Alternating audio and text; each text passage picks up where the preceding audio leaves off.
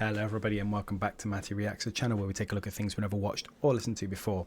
And we're back for a fourth time of looking at new Linkin Park. So we've already looked at the first three singles, which were Emptiness Machine, Over Each Other, the other one that I actually quite liked, but I can't remember, Heavy is the Crown. And then now we've got this one, which is Two-Faced. I know the album is out today. I'm not going to do an album reaction, but I thought I could at least let you have one more single reaction before I go off and listen to the album in my own time. So yeah, let's jump into it. I'm not going to waste time pontificating what I'm expecting from this. I've not really looked into it. All I've seen is I've got a Discord that I'm in with a couple of friends, and they've mentioned a couple of things about it. Nothing in detail, but it will be interesting for me to see where it places on my ranking. So I thought Over Each Other was probably the worst of the three singles so far. Not necessarily bad, just my least favourite of the three. So as a bare minimum, I'd hope this can beat Over Each Other.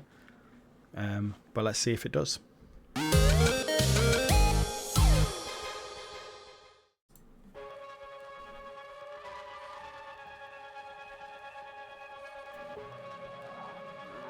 Oh, was this filmed live then?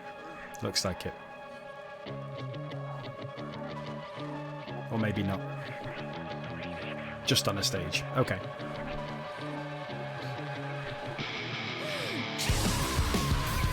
Oh, very heavy.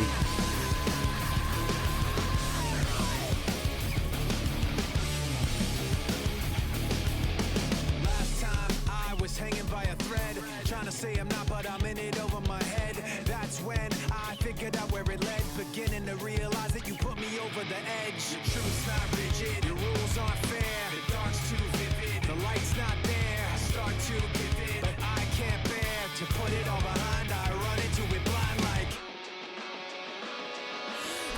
So before we get to the chorus, it's so nice to have Mike Shinoda back on vocals. I know it's only been one song, but I felt like it was really missing him from Over Each Other. Now, I know this is a new Linkin Park era and we don't have, Chester.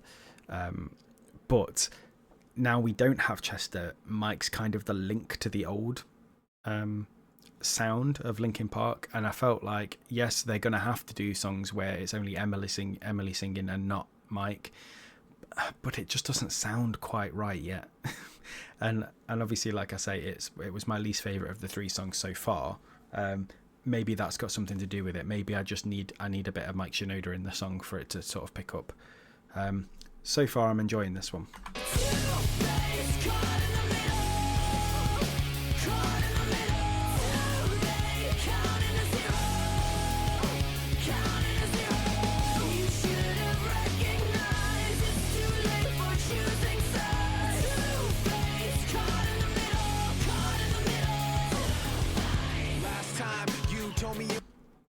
Yeah, it has got quite a nice like gang vocally chorus.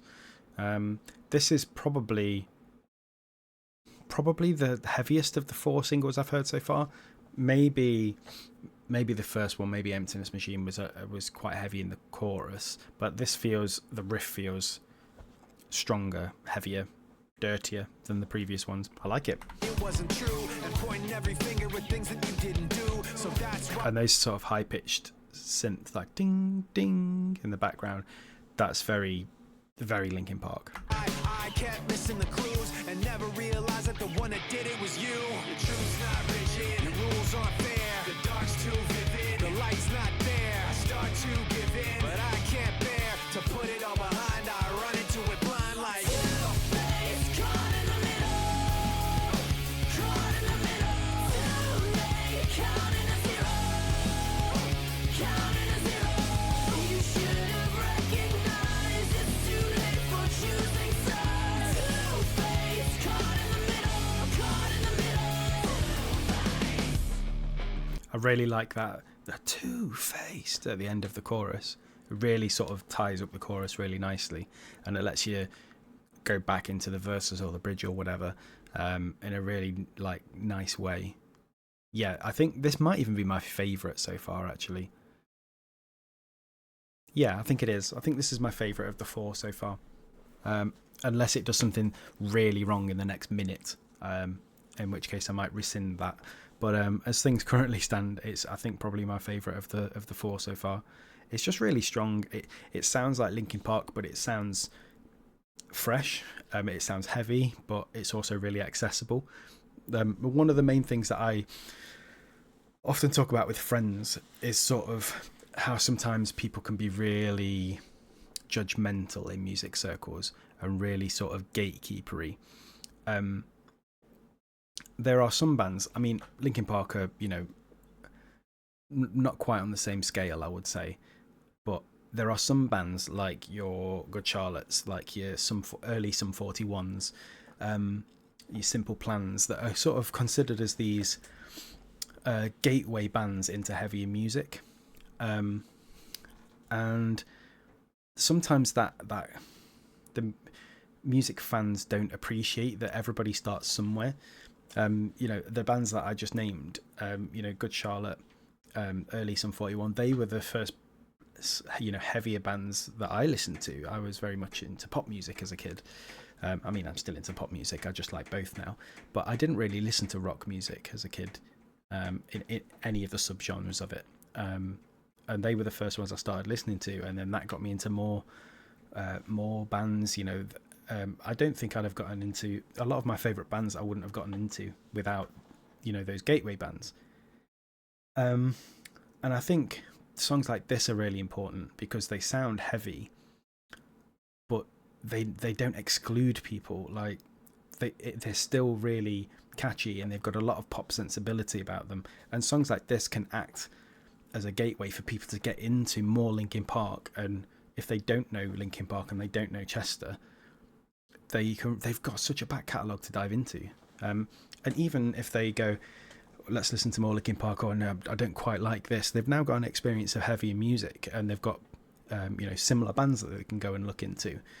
So I think it's really important. Yes, it's really important that rock bands that are heavy remain in that vein in a lot of ways, but I think really good melodic heavy rock music can do such good things. That's why pop punk's so popular, and that's why I really love pop punk, because pop punk, it's in the title, it's pop. It's pop, but it's also rock. I think as we're watching this, a couple of days ago the download lineups came out, and people have looked at it and gone, as they do every year, this is the worst year of download ever, and then you look down and you see that McFly have been added to the bill, and so many like metal fans and rock fans have just gone, oh no, this is terrible, why are you inviting McFly to play? McFly are that gateway band for some people. Some people will see McFly play because yes, a lot of their singles have been pop, but more recently especially their singles have been getting slightly heavier.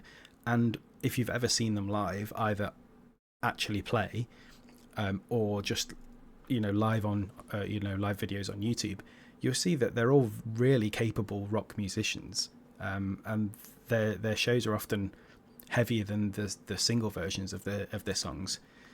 And there's people going, oh, but we don't want the screaming teenage girls at our shows. McFly have been around for 20 years. The core of their fan base aren't screaming teenage girls anymore.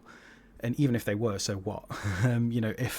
If they did have a screaming horde of girl fans following them, and they came to download to watch McFly and then found a heavy band that was nothing to do with McFly, that would be a good thing, because it would bring more fans into your band's music and your genre's music, and that's only a good thing, because as we've seen, when bands start to get more fans, they can do things like Bring Me the Horizon have done. And Bring Me the Horizon have done so much in the past couple of years that you could not have foreseen coming. They've been on the Brits with Ed Sheeran. They've released amazing music. They've been all over the shop. This has turned into a bit of a rant, but I really do feel that, everyone is different with music, and especially for heavier music, which can have a really cliquey fan base sometimes. Just let people in. Let people experience the music. It's really important, I think. Anyway, let's finish this song, because I've already been recording for 10 minutes, and 9 minutes of that was that rant. I can't hear myself think.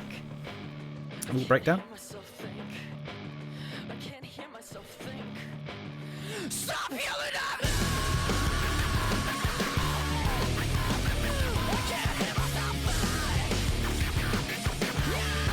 Scratches.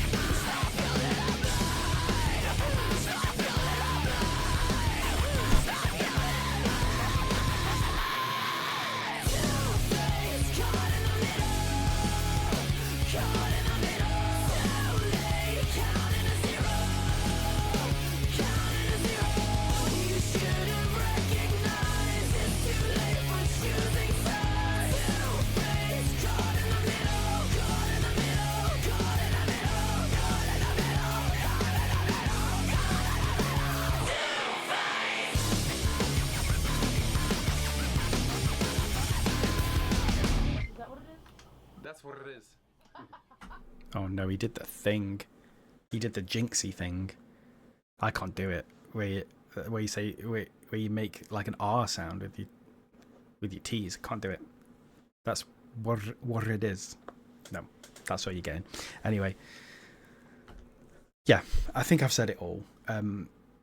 I think that was a really catchy song. I think it was a really playful song. The video as well, and I think that is quite likely to be a very good gateway song for people who are new to Linkin Park in general. You might think that's not possible. Linkin Park have been around forever, they're legends, but there are always going to be new people coming through and discovering new music at any age, but specifically the younger ages. And don't you want people who are, you know, I've got an 11-year-old son. He's not really into music at the minute, but when he is into music, don't you want him to hear this and feel inspired to go and check out more, and then discover Chester Bennington's work as part of Linkin Park?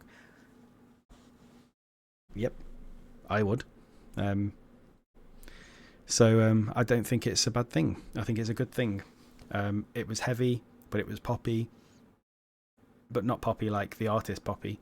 And I just thought it was really nice. Definitely my favourite of the four so far, and I am going to go and check out the album probably over this weekend and see what that's got to offer. Hopefully some more stuff like that. But thank you very much for dropping by, and I'll see you again for another music reaction video very soon.